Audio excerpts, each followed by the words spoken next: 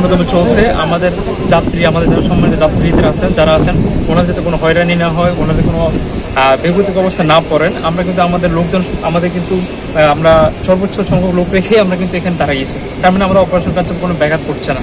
এটা হচ্ছে আমাদের প্রথম মেসেজ। কারণ আমরাই আসছি এখানে আমাদের যাত্রী সেবা দেওয়ার জন্য, আমরা আসছি এখানে দেশকে সেবা করার জন্য। তা আমাদের উদ্দেশ্য হচ্ছে ওটাই, এটা যাতে আমরা আরও সর্বোচ্চ পর্যায়ে দিতে পারি। আমরা যদি আমাদের যে অর্পিত দায়িত্বগুলো সেগুলো তারা ভালোভাবে পালন করতে পারে, সেটার জন্য আমরা এখানে দাঁড়ানো। আমার নিজস্ব ব্যক্তিগত কোনো স্বার্থ নয়, আমরা এখানে দাঁড়িয়েছি আমাদের প্রাতিষ্ঠানিক স্বার্থের জন্য, দেশের স্বার্থের জন্য।